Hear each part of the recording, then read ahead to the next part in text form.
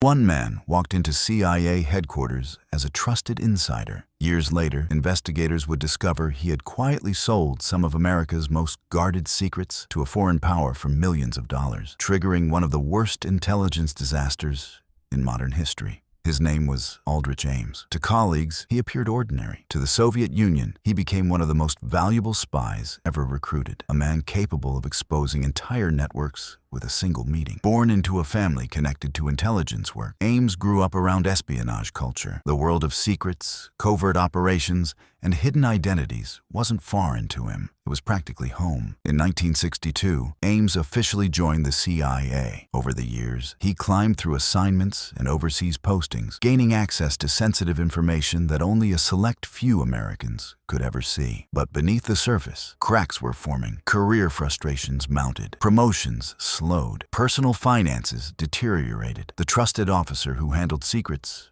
was quietly losing control of his own life. By the early 1980s, Ames was drowning in debt. Expensive habits and financial problems created a dangerous vulnerability, one that hostile intelligence services had exploited countless times before. Then came a decision that would alter intelligence history forever. In 1985, Ames approached Soviet officials and offered something priceless: information about CIA operations and assets. The Soviets didn't hesitate. During their first meetings, Ames handed over names of American intelligence sources operating inside the Soviet Union, individuals whose lives instantly became endangered. In return, cash flowed quickly. Tens of thousands became hundreds of thousands. The payments eventually reached millions, transforming Ames from a financially struggling officer into a man living far beyond his salary. At first, nobody connected the sudden wealth to espionage. Ames bought expensive suits, luxury goods, and a costly home, all while remaining inside one of America's most secretive organizations. Meanwhile, disaster was unfolding behind the scenes. One by one,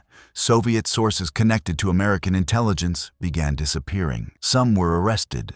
Others simply vanished without explanation. Inside the CIA, panic spread. Investigators feared there was a mole, but nobody knew where to look. Was it a technical breach, a surveillance failure, or betrayal from within? Years passed as suspicion moved from one innocent employee to another. Careers were damaged. Leads collapsed. Yet the real spy continued walking through CIA corridors unnoticed. The scale of the damage was staggering. Soviet counterintelligence appeared to know American operations almost instantly. Entire intelligence efforts seemed compromised before they even began. As evidence accumulated, a dedicated FBI-CIA investigation began narrowing possibilities. Analysts compared finances, travel records, communications, and behavioral patterns, searching for one critical anomaly. Then, investigators noticed something impossible to ignore. Ames reported modest government income, yet his spending habits suggested access to enormous amounts of unexplained money. The deeper they dug, the worse it looked. Bank deposits, purchases, and financial activity painted a picture that no government paycheck could realistically support. Now the hunt intensified.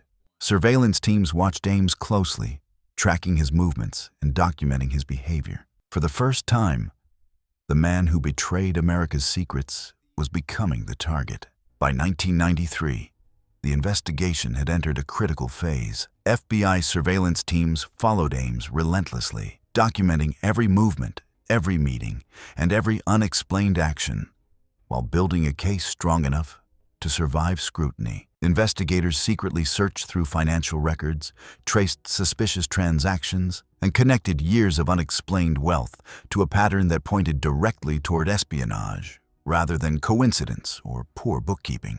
The evidence became overwhelming. Luxury purchases, large cash deposits, and expenditures far beyond his salary painted a picture investigators could no longer dismiss. The suspected mole was finally cornered. Agents expanded surveillance to include Ames's communications and routines. Every trip, every stop, every interaction was cataloged as investigators prepared for the moment they had spent years chasing. Meanwhile, Ames remained confident. For nearly a decade, he had escaped detection while betraying some of America's most sensitive intelligence operations. That success convinced him he was untouchable.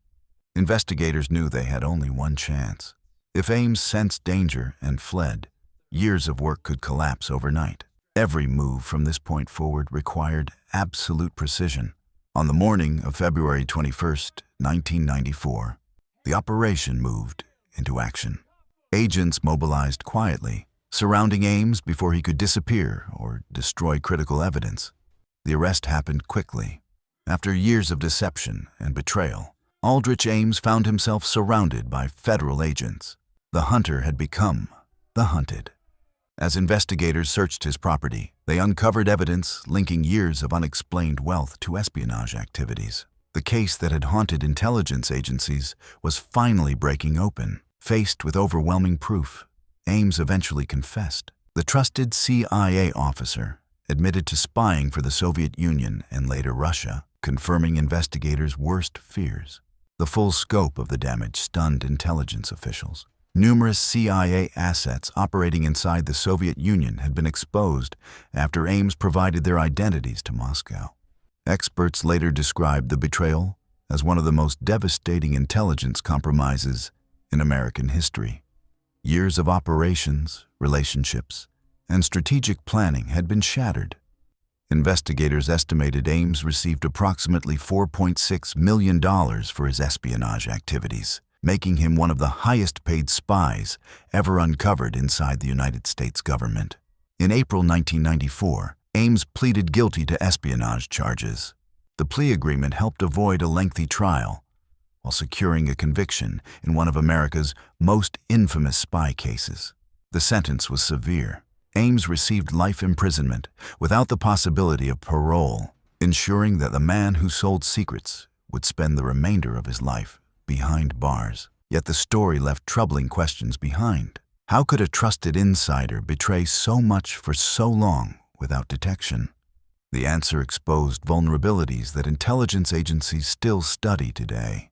In the end, Aldrich Ames didn't use advanced hacking tools or Hollywood-style gadgets. He used trust. And that may be the most terrifying lesson of all, that one trusted insider can inflict more damage than an army of enemies.